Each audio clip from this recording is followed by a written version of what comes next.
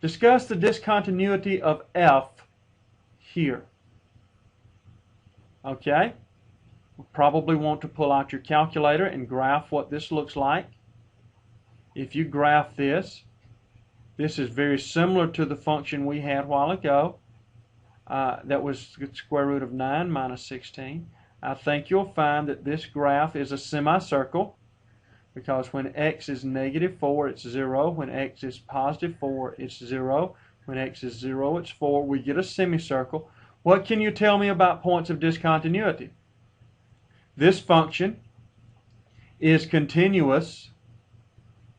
Where? It's continuous from negative 4 all the way to the number 4. And remember, we talked about the fact that we say it's continuous at the endpoints, even though we can't talk about the limit from the left side of negative 4 or from the right side of 4. It's still continuous because the function stops at that point.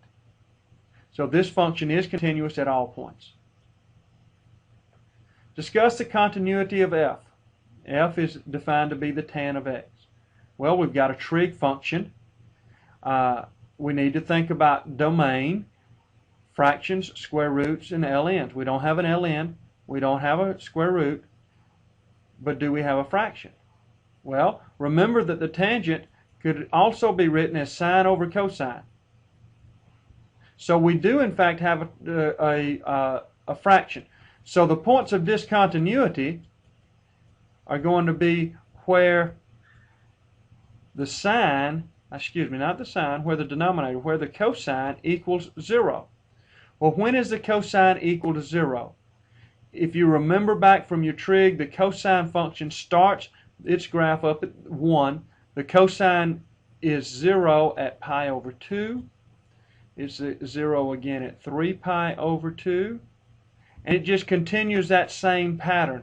Every pi units in each direction, it's going to be 0. So this function is continuous everywhere except at these points.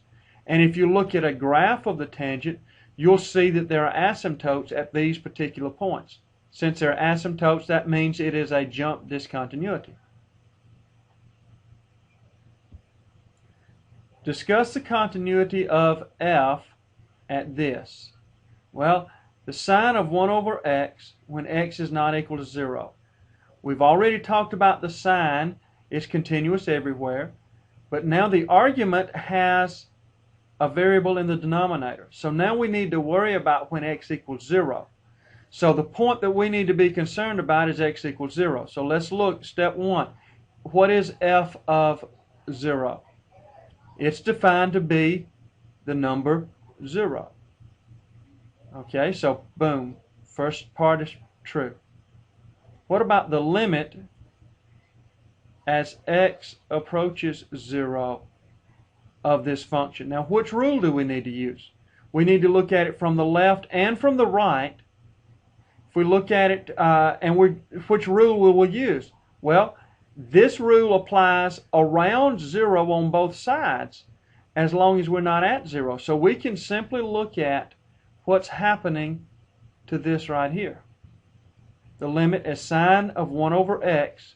What's happening is we put 0 in here, as we put numbers close to 0 in here. Let's take a moment and pull out our calculator and see if we can look at a graph and see if it will tell us anything.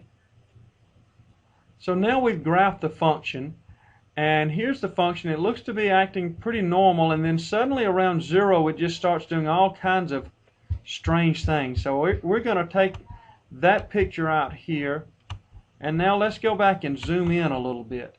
So I'm going to press zoom in, and let's see if we can determine anything here. And it looks to be very strange right around 0 here. So it's very hard to determine what's going on here. So graphically, it's kind of hard to determine.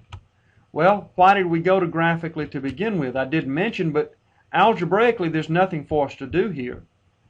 So what other method do we have?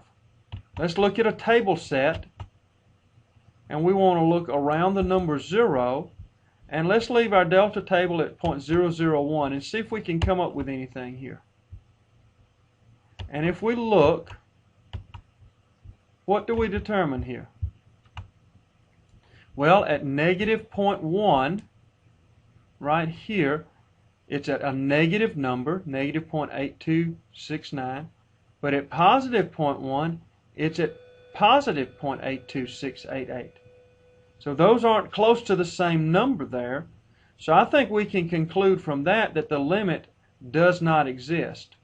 And if you'll look back in some previous problems, I think we have determined that before.